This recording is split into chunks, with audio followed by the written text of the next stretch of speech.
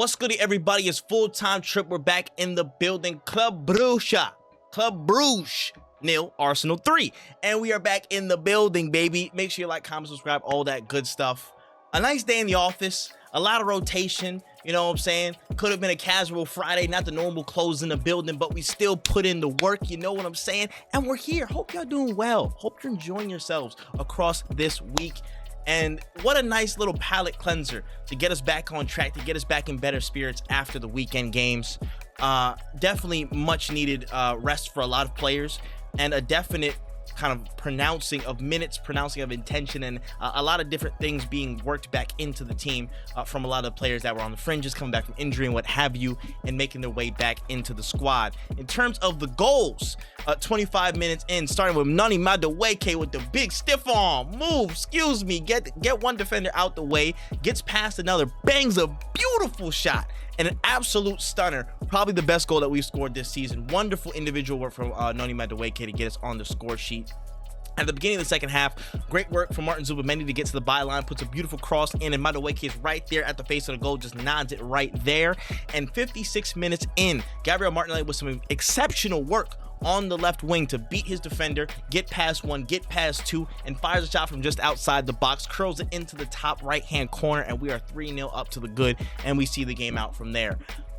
In terms of just the overall outlay, again, with much rotation, I'm understanding the drawbacks of that. I'm understanding what, like, I'm not expecting to see the most flying football of all time or the most defensively solid given the outlay of defenders that are out. But I wanted to see, again, good rotation. I wanted to see good kind of connection building with some of the players that we had ahead of the weekend and ahead of the fixtures ahead. And I wanted to see, again, some minutes dispersed to a lot of people who definitely needed it, So a Christian Norgaard, a Miles Lewis-Skelly, saw some minutes for some other people coming back from injury, like a Gabriel Jesus. Well, I'll touch on all these guys in a few. But definitely a couple of different things at play that I enjoyed seeing from this match. But I will tell you one thing that I didn't enjoy as much, and we can be very frank and honest about that. One thing I saw as kind of a critical point, which is, you have to call a spade in this, is the level of kind of weakness in our compact structures in this lineup and throughout this game.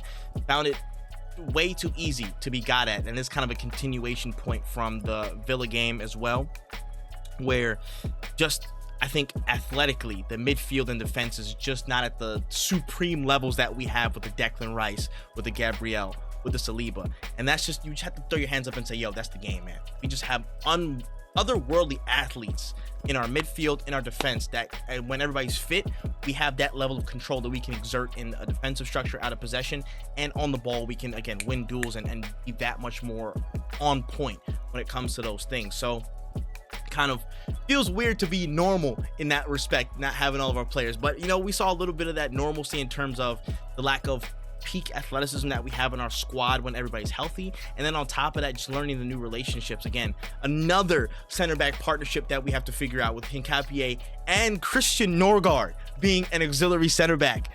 And you're just like, what do we, you just have to chalk up to the game. And he had a really good game, bro. Shout out to Norgaard. I'll get to him in a second, but he also had a good game. I just found it, again, it's not necessarily unnerving, because I know with the personnel missing, we're not going to be at our optimal levels. It's just like, I wish it could be a little bit tighter, but given the level of athleticism in our midfield, the level of innate physicality in the midfield and the center of our defense, it's not going to be the most foremost. But I thought people were smart. I thought the structures overall did a decent job given the kind of the personnel that we had, and we saw it through. Still got a clean sheet with it. So you know what? I appreciate that. But again, something to be wary of on how open it was on counters, on some of the positioning, and just the compactness needs to be a little bit more concrete. And I think this comes with time and learning those relationships between the center back partnerships, the different people that are just dropped into the midfield and defense, and those different combinations. So that's just something to be wary of, From another standpoint, not necessarily a bad thing, but just something I thought was, again, a sticking point that was important to note in this video. And people were definitely talking about this, and many people were talking about this ahead of the season. I know I was, in terms of seeing Martin Zubimendi and Odegaard play together. How does that work? And many call this out for being a game to potentially test that and see a little bit more of the minutes of how that feels and works. And Obviously, I think there's potential there. Obviously, I think there's a lot of great upside to that. The downside is a level of physicality, but when we're on the ball in situations where we can dominate physically with other personnel around the team, having the level of probing, problem solvers, and solution finders like an Odegaard and a Zubamendi can be very beneficial to us. The problem is they have to learn their distances from each other. They have to learn their relationship to one another in on-the-ball situations. I think the second goal was a good example of that, where Odegaard, again, as soon as Zubamendi finds a spot to kind of attack the byline and get a cross in, Odegaard drops back and finds that out, and kind of moves accordingly. That's the big test for them too. They're, again, two of our smartest players. I'm sure they will. But that's just something to kind of observe and look at as it develops. And I think we'll see something similar probably in the Wolves game, in my opinion, as we go along, of that relationship between Zubamendi and Odegaard. Knowing when Odegaard, hey, like, you don't have to drop back all the time and clog the same space as Zubamendi does in the first phase, in the first line of our team, to pick up the ball and try and get things rolling. And also in other times knowing that, hey, Zubamendi, you can press forward, you can be in that 8, kind of spaces, and you can kind of rotate into those as well and find a solution and find a way to attack the box. And Odegaard can be a little bit back. Again, from a physical standpoint, it's not the most advantageous, knowing that the defensive capabilities of Odegaard is not at the level of a Zubamendi or a Declan Rice, but for attacking situations and trying to find that little bits of unpredictability, I think that this is something that we should, and they should, continue to explore, continue to build out, because that can be a big booster for us when we have games where we're pinning people back, we're dominating the ball, and we have our prime, defense back, where we can afford to, again, introduce more players up the field and introduce two of our midfielders up the field to probe and find solutions, where a Declan Rice, a Gabriel, and Saliba are just at the back, kind of probing as kind of the wide garden defenders, just waiting for things to spring into action so they can be on top of it, stop it, recycle, and continue play. So interesting things there. Got to find their own footing in that front. Curious to see how it goes. I will say, from a broad standpoint, I think in terms of broad dynamics, I mean, the rotation was one thing I definitely wanted to cover. The midfield situation between Zubamendi and Odegaard is one I definitely wanted to cover as well. I will give some individual credence as well, just kind of some plaudits out there. I will say shout out to Nkapie, because I thought he was definitely better than he was in the last game today. Found his footing with the aggressiveness needed to kind of step out. I think out of the back line, you needed that bit of aggression to be on the front foot, to reach out to things. I thought Norgaard was very good on the ball, as he typically is, and I thought he was good to kind of reach out to certain things and, again, meet situations further up the pitch, not be too afraid to press on, attackers that may be nearby and kind of stop things in translation. I thought both of them were actually, really solid, so for the time that's needed, for needs must requirements, they did a good job. So shout out to the center back pairing there. Also want to give a quick shout out to David Raya. Again, on days that sometimes he can be, just a fly on the wall because we're dominating the ball so much, there's not much that's going against us, XYZ. But I think today you saw, the bits of what makes him so good. The shot stopping abilities, the abilities to read the game, and I think just the distribution. When he's on point with his distribution, which I saw a lot of today, just the pings through the middle, just the spotting the right runs at the right times to open things up and get the tempo rolling up the pitch. He's really, really, really good. Really good. So, again, for all the things that people, try and slate him for, I wish he was, like a little bit taller, you know what I'm saying? Like the old song says, but it is what it is, bro. He's still one of the best keepers in the world despite that. So, I got to give plaudits to David Raya as well today for his work on the ball and from a shot stopping perspective. One thing before I go into any more individual stuff really quickly, Victor Gyökeres is going to be a tough situation. It's going to be very, very, very, very polarizing. It is. I am still in the camp of we're obviously we still have yet to see the best of him, for one, still on the mend from the injury, too. I think this is a two-way street in the sense of, one, at a bare minimum, I think he has to do better with his touches. the touches that he receives and how he's kind of playing off of people and kind of playing target man in that sense, he has to do much better with his touches. That's what I'll say. From another perspective, he's a very different profile to another player that we'll mention later down the line in Gabriel Jesus and talk a little bit more about, but he's a different player to him. There is a level of service that is needed, and I think personally there is still a level to go of synchronization or synchronicity between Gyökeres and the midfielders in picking up the runs that he makes in those channels to see where that's where he roams the best. So if we can find ways to spring the attack quickly and again find a way to initiate him and his presence on the run in those channels, that can bring more of the best to him, and I think can help raise his confidence, and then the rest is up to him to finish, to make sure he's in the right spots for and make those things happen. So I think, again, it's a bit of a two-way street in that sense. I'm not throwing toys out the pram or saying it's over for Gyökeres. Again, I was on Wafflenomics again in an episode that's actually coming up talking about this a little bit. And is he the typical profile of an Arsenal striker of years past? No, I don't think so. But I still think that brings a lot of benefit to how we play and how we can attack opposition that they might not be expecting, because we have those players that can play ball to feet, that can play tiki-taka slick passes. But if we're combining that play with the battering ram physicality, the incessant channel running, the threat that he has from a pure, again, just a hard running and a physical standpoint, combining those things together and getting the best out of those situations, we can create some real dangerous moments for any opposition that we face. I think it's up to us to unlock that puzzle. So again, just be patient with Gyökeres, man, because I think the team is figuring him out as much as he's figuring the team out still, and we have levels to go on that front. That's what I'll say on that. Individuals, definitely want to give some shout outs here. Definitely gave my shout outs and plaudits to Nkapie and Norgaard. You heard about them. Zubimendi, I thought, again, was really, really good today in a lot of that advanced role, finding his ways through. That cross was immaculate from the second goal. In all phases, he can do some real work and damage. Can't wait. I'm curious to see how fluid they can get between him, Odegaard, and Rice. But sometimes, if we're dominating the ball, just having Rice at the 6 and letting him go sometimes, I would love to see that. I'm curious. That's all I'm saying. But Zubimendi did some really, really good work. Let me see who else here. Gabriel Martinelli. First half, not so much. It was a little bit here and go, but I think he got somebody in his ear. Somebody just told him, like, yo, attack this guy.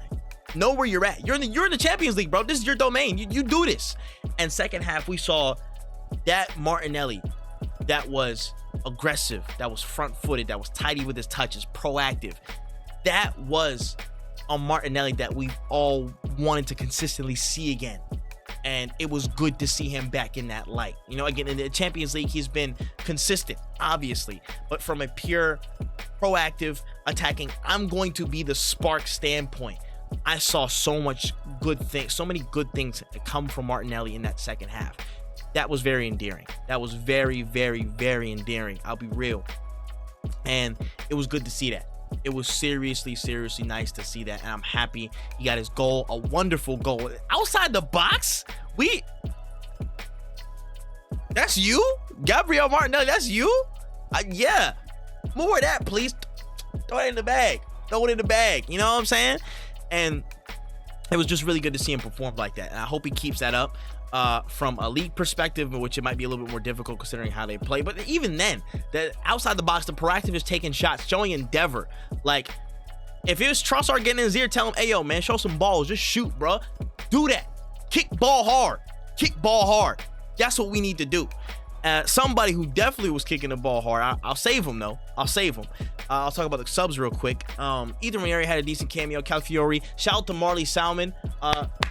Again, another 16-year-old, Haaland's finest, you know what I'm saying, making his way through. Glad he got some minutes. But Kyle Saka got some tune-up minutes as well. Everybody else pretty much bog standard stuff. Gabriel Jesus. Want to talk about him really, really quickly. Oh, my goodness, it was so good to see him back. You guys don't know how good it is to see him back. You know? Wonderful stuff. I'm so happy he is back. The proactivity is just, it took him about 4 minutes to really say, oh, snap. Oh, yeah, that's right. This is how we play again. Bang, bang, bang, bang. Tiki-taka. He's in the box. Shot. A big chance missed, but still shot. You know what I'm saying? Like, that symbiosis, that mutualism he just has with the squad as it is. It's so beautiful to see back. I can't wait to see what he can help contribute to in the second half of the season. You know, going in, we need that level of dynamism. And again, the chaos factor. Calafiori was a really big one that we added in recent times. And I think with Gabriel Jesus, that's another big piece, and how that contributes to all the cogs that are around, in a sense of, you know, he can drag people with him. He can create situations for people. He can open things up. That level of spontaneity from a consistent attacking perspective, that is missed. Sorely missed. So if we can employ that in many different contexts, whether it be with Gyökeres, whether it be him in isolation, bringing in again the classic Saka, Martinelli, Jesus in the middle, and Martinelli getting his dance partner back, so to speak, so he can kind of invert and do things at a central position. That unlocks so many things for us, and there's so many things that we can still experiment with from Gabriel Jesus being back. Gabriel Jesus on the wing as a left winger. That can be experimented with, and that can be a whole other option as well. So with our attackers coming back, with Gabriel Jesus coming back, there's so much upside to what we can potentially see. So I'm so ecstatic to see what he does, man. Real happy to see him back. And last but certainly not least, my man of the match, I gotta give it up to him. Noni Madueke 47, baby. We gotta talk about him. Yes to Madueke. There is no need to worry. I tell you this right now, boy. The petition holders should be ashamed of themselves. Let's keep it a stacked bundle. The petition makers and the petition signers should hold their heads in shame. And I don't mean off of this performance. I just mean from a general standpoint of even like not even giving a player a chance, for one. But two, the fact that this pie in face, egg on forehead every single time this guy is damn near stepping on the pitch. Like the proactivity, the speed changes, level changes, the directness, the danger that he's providing in damn near every action. It's so needed. It is so needed. It's just that the Maverick quality. You don't know what you're not gonna get the same speed from him. You're gonna get change-ups. You're gonna get some level of creativity on the dribble and trying to find solutions. The final third actions, again, need a little bit of tightening up, more so from the Aston Villa game than here, but still, he's on the path to do those things and be more influential and be more, just impactful from those perspectives. The first goal he took, second goal, again, obviously right place at the right time, but that first goal, wow. You talk about kick ball hard, muscle off, kick ball hard. He was all about that, man. We need more of that, the endeavor, just the balls to say, I'm taking this space by the scruff of the neck and I'm gonna make something happen. Nothing happens if we don't take the chance, so I'm here to do that. Loved it. From a defensive perspective, he was on his P's and Q's. From an offensive perspective, he was keeping things tidy, changing things up, being so direct and dangerous. I was loving it, man. Even the set piece delivery was a little bit better. Even the set piece delivery, that's a big point of improvement I wanted him to keep working on as we're going through the season. Even that I want to see. And he was given more of that, progression in this match. Something to really, really build on for him, man. I absolutely loved it. He's an absolute asset to what we have in the team here, and he's gonna help bring us some real big and solid and positive moments throughout this season. I can guarantee it. As long as health is not an issue with him or any else in his squad, anybody else, he's gonna bring the big moments for us. Point blank, period. Yes to Madueke. No need for the hashtag. But let me know what you thought about the game in the comment section below. Your favorite goal, performance, minutes, new players, old players, returning players, leaving play, all that stuff, man. Let me know in the comment section below. With that being said, my name is Full Time Trip. That's all the time I got. But until next time, till Wolves at the weekend, man. I'll catch you on the next one. COYG. Peace.